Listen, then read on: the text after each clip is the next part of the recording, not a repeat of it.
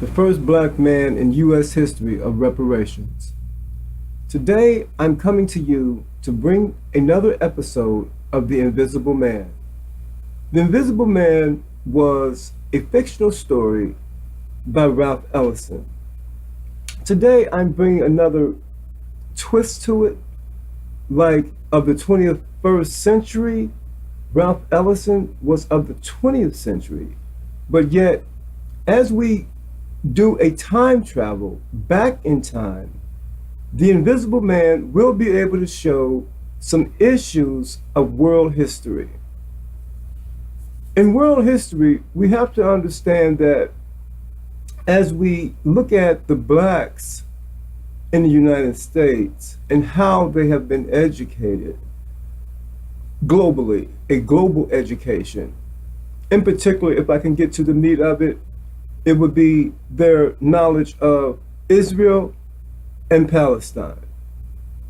And if I can get to the meat of that, it seems today that because how they were educated, to not know how Israel came into existence, it's as if they have no compassion.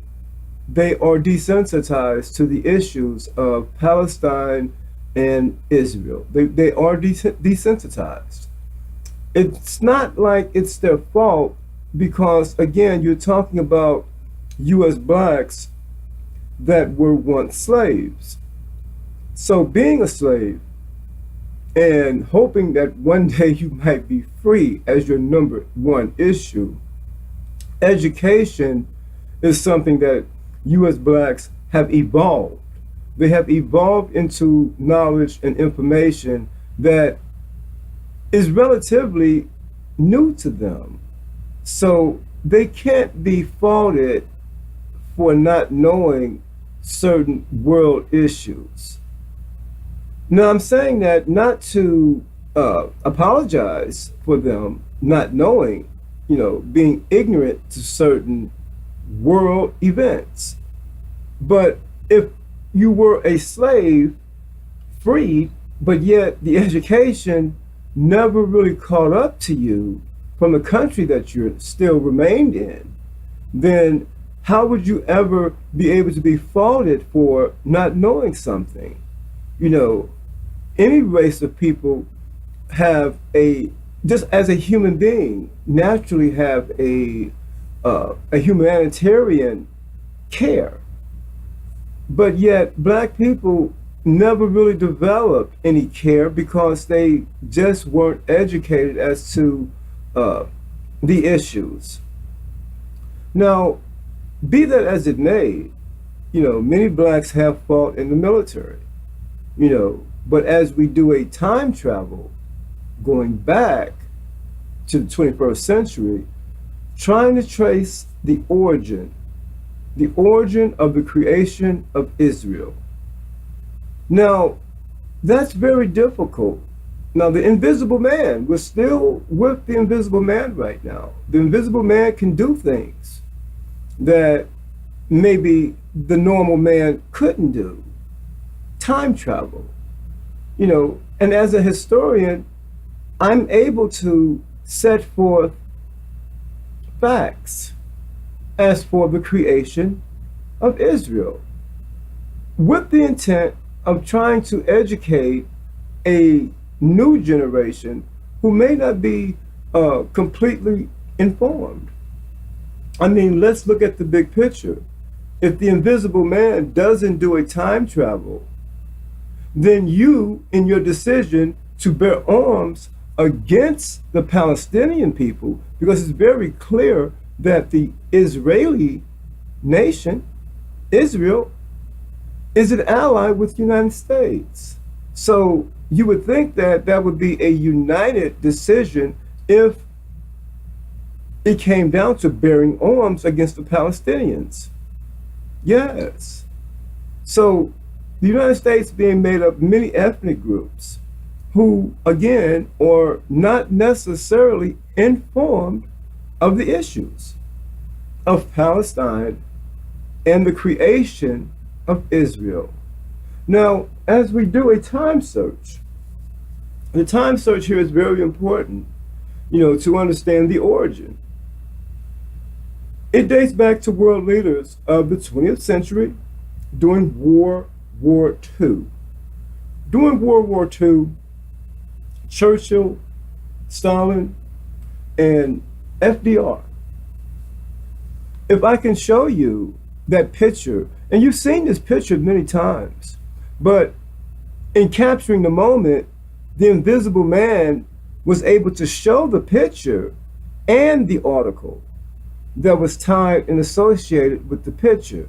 Now, just that alone, this picture alone and the article will open up much education and hopefully keep an interest open that Black people will further study on the creation of Israel.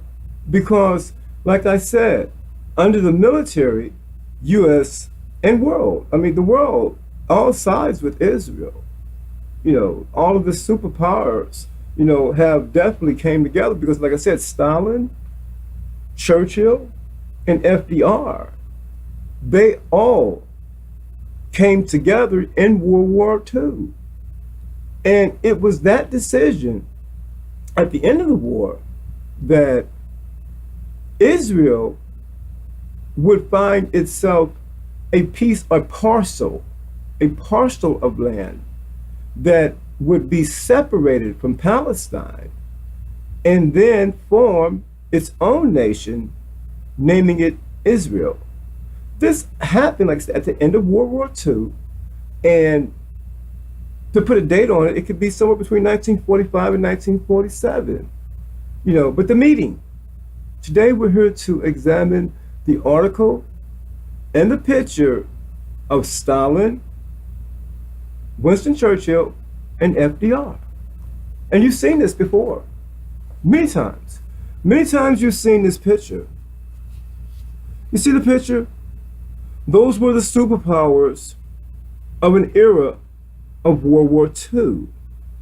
Now, at this time, this historic picture, you've seen it countless number of times, but yet you never really read anything, as far as these three superpowers coming together in a distant land. And what were they there to talk about? Okay, well, let's see what the article has. I'm going to try to get this in the screen for you so that you can read the article associated with this picture. And just so there's no, it's all the same. It's all right here. It's all right here. Now I'm gonna bring it closer to you so you can see that it was a centerpiece for the magazine. I'm gonna bring it closer to you.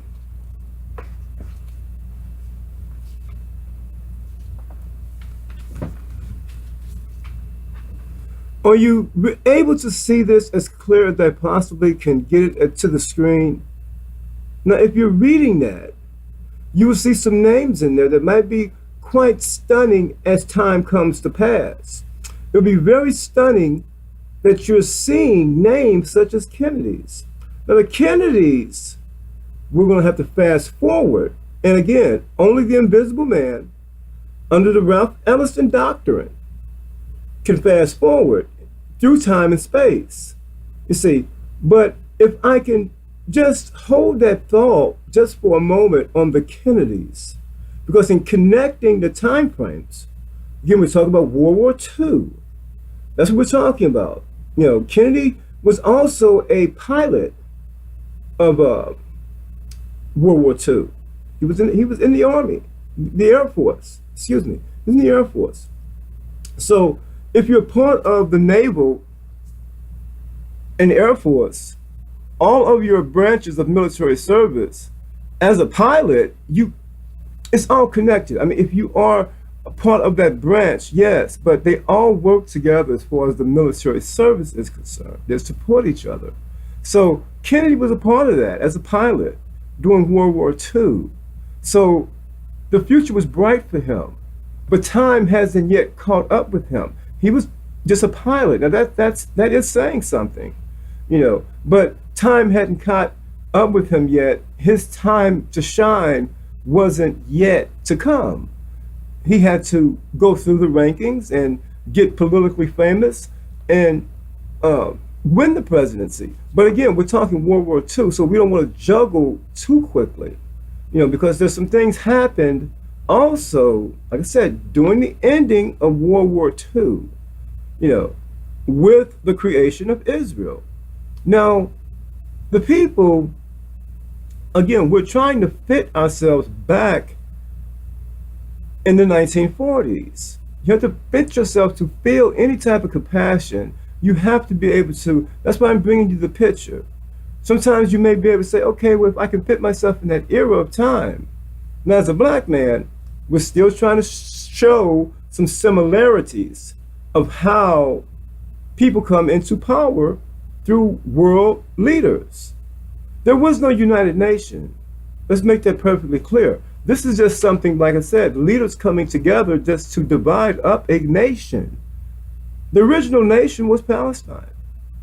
Okay, but yet the world leaders decided that it would be a border separating and establishing the nation of Israel.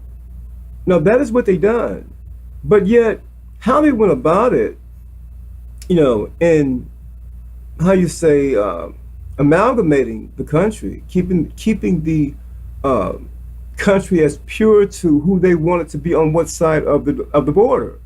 So there was some amalgamation going on, and it could be by force, oppression. I mean, you often hear people in the 21st, and bear with me because, as I said, the invisible man, he jumps from era of time, past and present. So you're going to constantly be able to see the correlation of the 21st and the 20th century. But what happens is when you're trying to divide something, someone always appears to get the short end, and from a religious standpoint, the Palestinian people are always against what happened. They were against what happened at the end of the war. They were against it. But being oppressed, I mean, you got Stalin, you got Churchill, you got FDR. They're all here. The powers are right in your nation. You see, when these meetings were taking place. So, and leaving word to the generals to set this border up. Now, wait a minute. Setting a border up is one thing, but evacuating civilians, putting them separate on each side of the border. Oh, you're Palestinian. No, you are Palestinian. Yes, but these people here are more of a Jewish persuasion, and they are entitled to this parcel. Now, that may sound so simple, but yet the Palestinian people saw it as one land. So now that the border comes up and they have to evacuate, moving them to what they always thought was Palestine to begin with, now isn't Palestine. There seems to be, a lot of movement, people being evacuated. Now, that's very difficult for you to imagine. It happens in the United States. Again, here we go with the similarities. There's a difference when people speak of eminent domain. That is a legal term where maybe a highway or some sort, people are asked to leave their homes. Maybe an airport may be being built and you might be too close. So they're demanded under eminent domain to leave a particular parcel. Now your home becomes a parcel and you're not asked to leave. You are told in a certain time frame that you must leave. This is being taken under eminent domain, and you will get fair market value for your home under eminent domain. Well, that didn't happen with the Palestinian nation. It didn't happen like that. They were simply removed without compensation. Call it unjust compensation, however you want to look at it. There was no compensation. Okay, leave your home. Okay, you are to leave your home. Wherever you are in the United States and wherever you have much is value, it doesn't matter. Your money doesn't mean anything. Okay, you're ordered to leave. Now that is how we're trying to bring the compassion to feel this. Okay, feel the oppression that someone tells you, no, today you will have to leave your home and basically bring whatever you can carry, I guess, whatever your vehicle. And at the time, again, we're speaking of World War II, where people may not have a vehicle. There was a lot of horse and buggy still in that area. It didn't matter what country you lived in. The horse and buggy was still an effective way to travel. Now, let me just again, we're still in the era of World War II, but let me support that again. And remember, I told you to keep that thought in mind from the article about the Kennedys. Keep that in mind. But we still have to keep the foundation going back in World War II. Okay, we have to keep that foundation there. So we're going back still. We're not going forward. We're still at World War II. Let me show you one other article, if you give me just a second, please. Just 1 second. I have that article marked. Oh, here we go. Now, this would be something of interest. Okay, I'm going to show you just the, I'll show you the whole layout in 1 second, but let's see if I can get this into your screen where you can read just where it speaks on 1947. See if you can get that in your screen. Is that coming in clear at all at 1947? I want you to read that little article there. And also, you may be looking at the South African country. Again, we're talking about some similarities. Something happened there in South Africa too, and that will be more going forward. We're not going forward yet. Okay, we speak of South Africa and their apartheid oppression. You see, because there was oppression in Palestine, the similarity would be oppression in South Africa under the apartheid. But that comes again after World War II. It would still be the 20th century, but yet it would be more effective, more noticeable during the Nelson Mandela era, of South Africa. He was the leader of that nation who were in protest of the apartheid. Now, stay with me again. I'm going to show you the full layout of that picture of the movement. Now, the movement back in 1947 would look like this. And there may be an article there under the bottom. I'm not sure if there's an article there. If I'm getting that in, I don't know. There may be something of an article there. But this was a very painstaking journey of the Palestinian people getting the borders established, dividing the country, not their country, the country, divided the country. That's what this picture shows, the trail. Now, I hope you have that. Okay, now that was a very painful journey. You left your home, order to leave without compensation. Now, that's the gist of it as far as the Israel nation and the Palestinian nation. The core of it is one nation that was divided. That's the core, one nation, Palestine. Okay, and it was divided. Now, I mentioned something about the Kennedys. Now, in mentioning that, and you saw the name of the Kennedy inside the article of the three superpowers in their picture. Now, that's very interesting because, again, we're talking World War II. Kennedy hadn't yet came into, the limelight yet. He was just a pilot. So, but by his name already being dropped, that family name, keep in mind, family name, that's a root. See, the root was being passed on maybe in time, maybe to the Kennedy. Because that's how it happens. One presidential office, another president succeeds that, hoping that there could be some hope. And if the Kennedy could possibly bring some hope to something that happened in the past, back in World War II, by the time that Kennedy came into his prominence, the hope would be on him to make the correction of the division. But maybe the Kennedy didn't want that. Maybe he might even made some promises that he didn't keep. Yes. Now, if that be the case, I'm not trying to say any kind of a theory, any kind of a conspiracy. This is what the article said. Okay, it captured the moment. The Invisible Man was able to go back in history and bring it forward into the 21st century. That's what the Invisible Man was able to do, and hopefully it came across in an education manner that you might feel a compassion for the Palestinian people who was ousted off their land. And that's what all they're trying to say.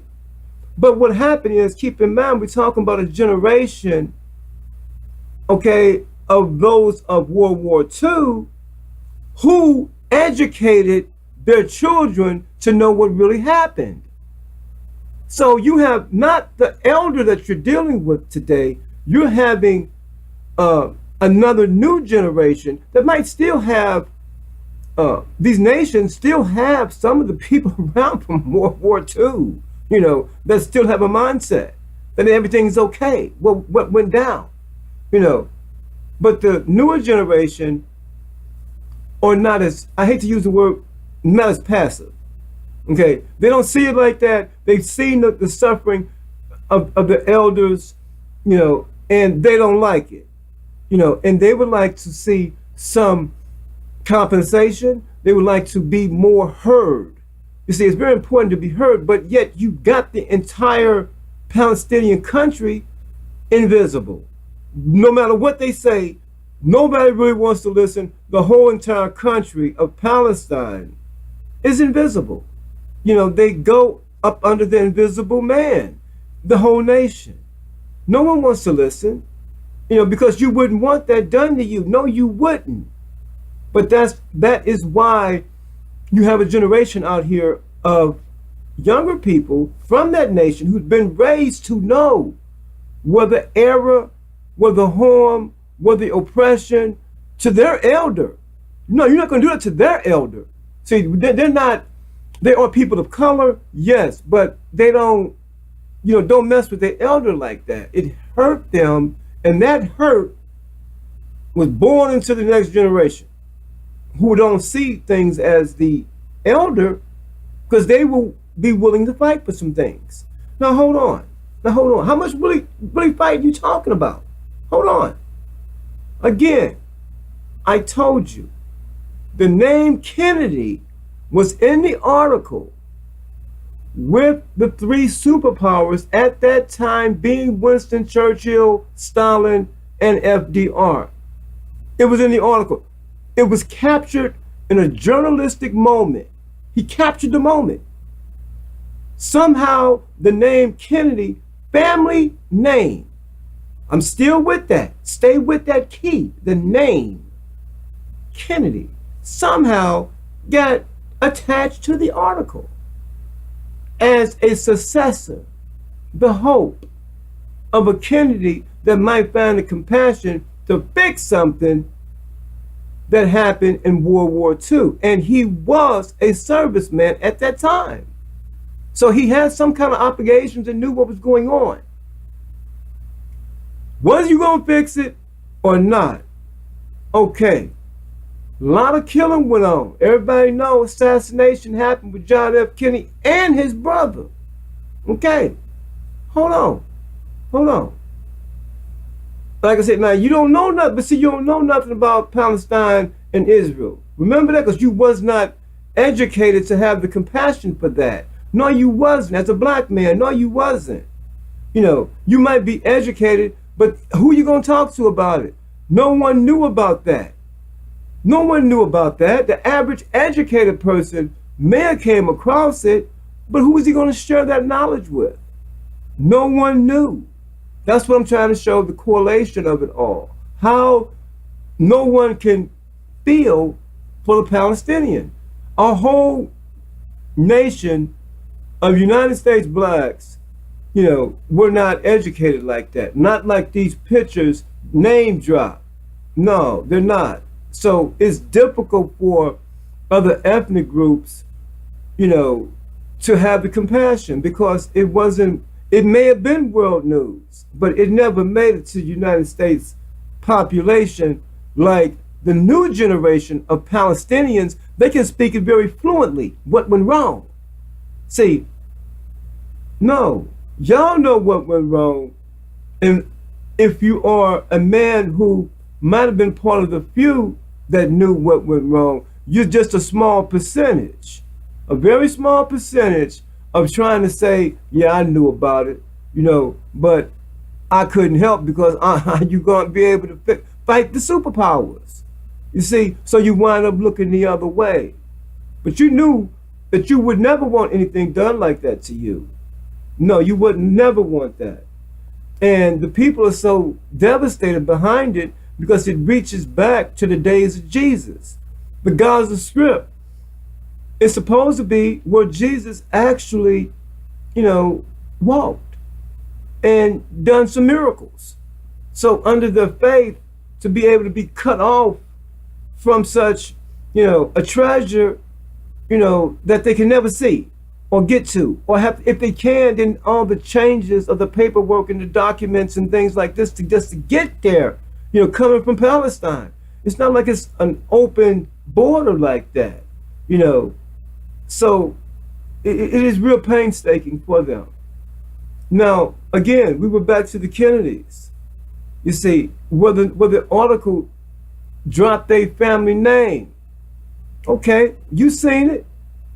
But there was a name also that appeared in world history. The name is Sirhan Sirhan. Now, Sirhan, listen to the name. Sirhan. Do the origin to the name. Because again, it made world news. But if you tie the origin of his name back to the region of the land that he came from, you will find out, yes, this Middle Eastern war, yes, of these freedom fighters for the land has been going on for a long time. Yes. Now, Sirhan may have thought he could make a difference through his assassination of the brother, Robert Kennedy, who was the brother of John F. Kennedy. You know, Sirhan may have thought anything got a Kennedy name on it. Yeah, it can't be, because you lied to us. We put our hope on you, and you let us down. So he took matters into his own hands. Not saying it be right or not saying it be wrong. I'm not here to say that. I'm here to bring the captured moment. That is what this is about, so that the world can know Sirhan has a name, origin, and that is very important.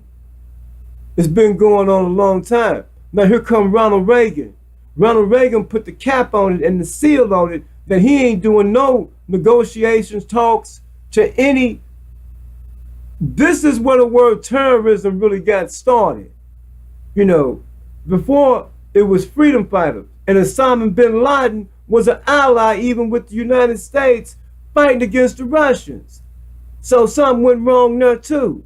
So when you really start looking at the picture of world news and all this fighting in that region, well, see, sometimes y'all need to realize one thing. You have a choice. The correlation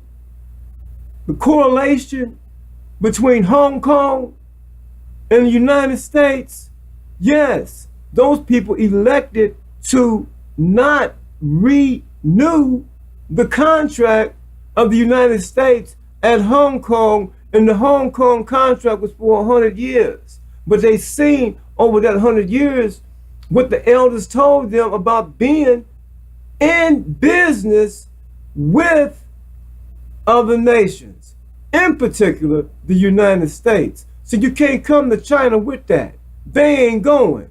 Everything in contract or treaty, that is what they expect. 100 years from now, you can sign it right now, but 100 years from now, that's going to be respected. And that's what Hong Kong chose to do.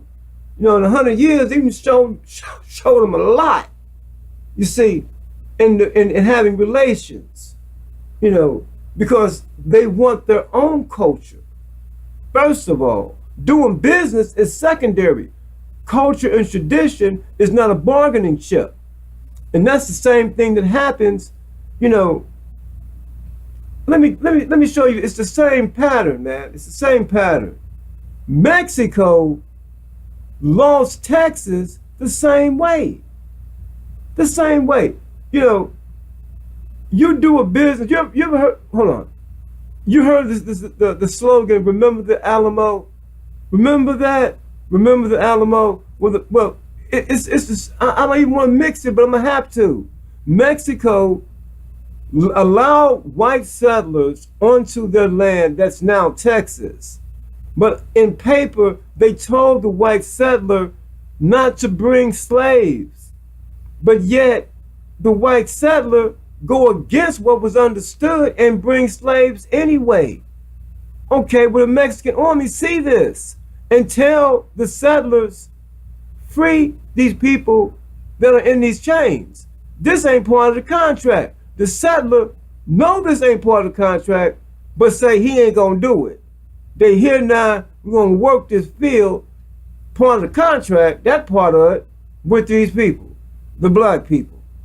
Mexican army say they ain't going, okay, and come and ride down on the white settler, white mouth. But a few got away, came back with another massive amount, and that is the part when people say, remember the Alamo. But don't forget the part. That was the start.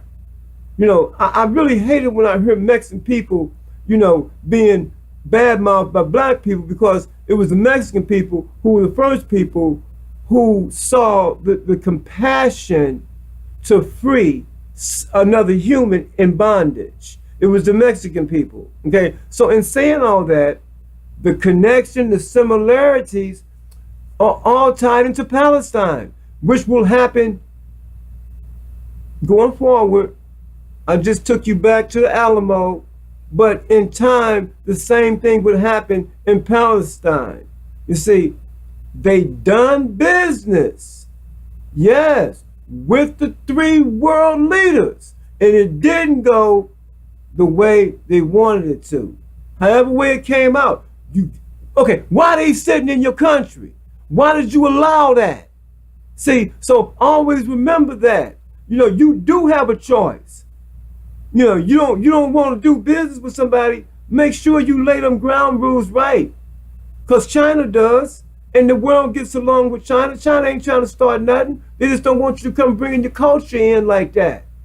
That's all. You can't come in another man's home and tell him how to be. This been going on for 2,000 years in China. The United States is a new jack on the block. You believe that. But they've done a lot of things. You see, and as time passes, they want to make themselves appear to be innocent. We got it right here. This is the book. This is the magazine. It's a 1975. 1975 dating back to when? Yeah, it covers it all. Them journalists back then, they captured the moment. That is what they did. They captured the moment. It's not about me, the first man of reparations, speaking his opinion. I don't have no opinion. I'm bringing it to you as it was written. Who captured the moment back then? That's what I want you to know. Not from me. You ain't gonna never believe nothing I say. I already know it. But you believe here. This is a jewel dated back to 1975. Look at this edition. Look at it. You can find it. And it is a priceless treasure on journalism. Yes. Y'all do good work. You know, do real good work. Sirhan is something that the world needs to be educated on as for the origin of the name. That is what you need to realize. Them people over there are very much serious as for the wrong that occurred from the United States, not just the United States, not just them. Okay, like I said, there was three superpowers came together and made the decision. There was no United Nations.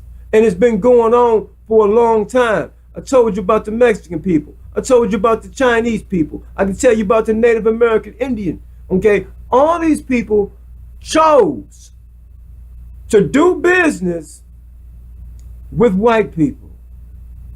Now that's how it is. You know, don't make me out to be the racist or anything. Your country makes decisions to do something, and then it don't go right when he flipped the script on you, and then he turned into from a politician or from a missionary into what? An oppressor. You see, and he get real violent with that too. That's what the history shows. But see, what happens is the winner of the war is said to have the right to write history. That's what happens. So writing the history and the people getting to the history is two different things. That you can believe. Because the average black person, no, they don't know nothing about no Israel and Palestine. That's what I'm trying to tell you. And you would have to go to higher learning, you know, college, universities, and things of that nature. At the lower level, you know, the average Palestinian may be teaching his sibling at a young age how they suffer because of what happened back in World War II. So they get it spoon-fed to them, you know, damn near from birth. Why are we poor? We were rich where we came from. Not anymore. You know, you have to leave. That's what they left with. And it's a scar on them that, especially when they come to talk, you don't want to listen. And like I said, Ronald Reagan really capped it. By the time he got in, you know, you don't want to hear nothing. However it's been, it's how it's got to be. You know, he stood on how his past, he being the successor, he stood on those before him, and he really just closed the door on negotiations or talks. Okay, look, I ain't here to fix it. Now, you got to get somebody to listen at some point. Now, that's what I will say. Before as fixing it, no, it's almost really beyond that, because you don't want to listen. You have no intentions to subside. You know, you see no reason to, you know, changing your approach or your position. I mean, no. The world turns in a certain perspective, and the white man rules the world. Yes, and everybody else is just piggybacking. But you have a choice. Always remember that you have a choice. Now, you can choose to do business and get turned on somewhere in between it. The choice was yours. But Harry Gines only got a few, you know, jewels that he enjoyed reading on history. I'm a historian. But here's a man that might be able to tell you something too. Now, he has a fictional twist to things. Check this one out when you get a chance. This is a good one. He really lays it on thick with this one. Hold on one second, move his finger out the way. Yeah, he lays it on real good with this one. Make sure you catch that. That's one you might want to try to order and see how a man, you know, could twist things. You know, make his own articles up, make his own facts up. You know, it's one man, you know, in his creation. You see, make sure you look at that. That's what he did. He's very proud of that. You see, so make sure you know the difference of something that's fictional and something that's authentic. It don't get no more authentic than this. Okay? And I ain't giving my opinion. This is what I'm standing on as how it happened.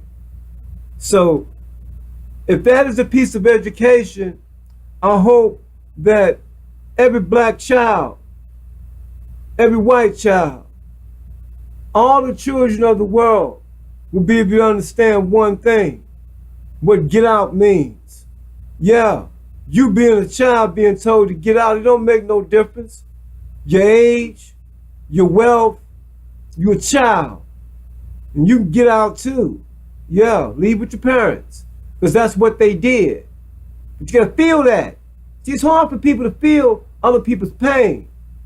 But like I said, child, women, elderly, don't make no difference. Get out. Get on the other side. However you want to put it. Kindly, sweet, no sugar on it. Don't make no difference. Leave. That's what you stuck with. That's what happened. Now, always remember, you must go back in time to feel the compassion. Because just reading about it, I don't know. I don't think that's getting it done. It's a lot of pain that many ethnics have fell by the wayside. And fell by the wayside, they don't know which way to turn. They don't know. Because the United Nations basically, is there today, but they don't listen either. What is it that, it's hard to understand what happened? It's not hard. It's a lot of evidence out here, that shows the unjust treatment. But if you ain't gonna listen, and them people, and you steady believing that your way is the only way, well, there is a time when the pendulum always turns. It always does at some point. I watched red fox squirrels move into an area of the gray squirrel. They don't get along. Different color. Can't get along. A red fox squirrel and gray squirrel, no. And, they see it moving in, no. You can't even be in the tree. So they'll either move. I can't stay around you. You red fox. Yeah. Remember that. Nobody wants to be one. That's so hard. Oh yeah, I know about Korea. I gotta leave somebody out, North and South Korea. How'd that happen? Well, all of a sudden there's a North and a South Korea. How did it happen? Because they wanted one. That's all. They just wanted oneness. But they chose to get involved with the United States, given that edge. You see, whoever come up with the United States, whoever gets that bargaining chip, they have all the financial resources or goods. Now, while the United States might be against the other side, it's because maybe they don't live in a culture like the United States. Totally different. Totally. It's absurd to be anything but of the United States culture. They would like the whole world to live like them. But there are nations that really don't see the United States with the same eye. They just don't. And they will bend for that, for their culture to remain. They don't want to get their culture engulfed in the Western ways. Everybody's not like that. And when you travel, you will see that people are not as receptive to you because you're an American. And you being black, and an American, that's really something to get gawked at. Whoa, he actually does have a English dialect, because, they may be used to an English speaking, someone coming from Great Britain who has a totally different accent than someone from the United States. And especially, like I said, you being black and you speaking like that, yeah, it gets gawked at. People have never heard, the sound of your, to associate what will come out of your mouth being English and to look at you being black, that really wouldn't be what they would think it would sound like if you opened your mouth. They really wouldn't think it would sound like that. What language you would speak. And it's very shocking to a lot of people around the world. So, with that being said, always remember that culture is important to hold on to. And if you back in that day of the 20th century, you know, come a little further into the 20th century, but leave some of that gangsterism. You got a lot of ways that you like to label people gangsters and this, that, and another, but you never the gangster. No, you ain't never the gangster. But you always want to label somebody one. See, yeah, I understand. I understand. So this is Harry Gines, and I'm bringing this presentation so that the world will know that the Palestinian people are right. Yeah. Who would want to trade places with anybody who got kicked off their land? No one would want to trade places with that person. They are invisible. So yes, they are right in their complaint. You see, who wouldn't complain? And like I said, I'll leave you with this.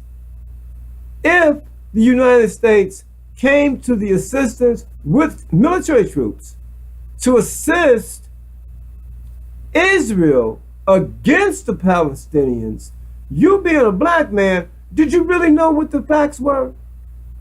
So you would be willing to bear arms against a people who have been stripped of their land? These are decisions that you must try to make. It's a decision. You don't have to be, you can be drafted, but you have a decision. You must make that decision. Okay, I'm going to go along with it. Okay, I'm not going to go along with it. It's a choice. It's always a choice there. Consequences too for the choice. But, I mean, is there any compassion at all from black people? They just go along with anything. You know, man say he got an enemy, you know, you ride along riding with your slave master who got some enemies. So he gonna get you to go fight some of his enemies. Now see, you know, I mean, yeah, it really is bad how y'all can be. You know, and you talk about history, but yet you're always trying to fix something from the place who were enslaved you. You was enslaved. So you steady trying to fix that. Okay, stop right there for a second. I can show you how a case was won. It was Patty Hearst. Look the name up, Patty Hearst, who was said to have been kidnapped, but later on flipped to being a part of the captors. You know, one of the crew members, robbing banks and everything. But originally, she was said to have been kidnapped. So when the long story gets short, and Patty gets, you know, hey, look, everybody, you know, about ready to get, you know, rolled down on, Patty Hearst said, oh no, I was kidnapped. No, I was kidnapped. But you holding a gun. Now, if you holding a gun, you know, I mean, you should be pretty sure yourself who you want to turn it on. By now, if you kidnapped, but she win that case. She win it. You know, she was kidnapped originally and the whole world gave into that. Yeah, they did, you know, but if, you know, if you got one chance to somebody put a gun in your hand, you know, yeah, you might want to know which way you want to aim that thing, especially if you've been kidnapped. I mean, you know, that's the similarity I'm mentioning about black people. You know, you was kidnapped, you know, so, you know, it's kind of strange how people who've been kidnapped are accepting, you know, the captors. That's what you do. No other race ever done that. No, you hold that seat solely on your own. The only race that's been captured but flipped into accepting they role. So you gotta understand, you know, the Palestinian people, you know, people of Israel, y'all gotta understand, you know, a lot of those issues never made it to black people. So, you know, our ignorance, I'll even be on y'all side, the black people who are ignorant. I'll even be on y'all side. Y'all didn't know. I know y'all didn't. See, but today, I'm not going to leave you any excuses, because the invisible man has came and brought you an education hopefully you can feel. This is Harry Gines, and I hope you enjoy the presentation. It's something that our children need to recognize, that every voice should be heard. Thank you.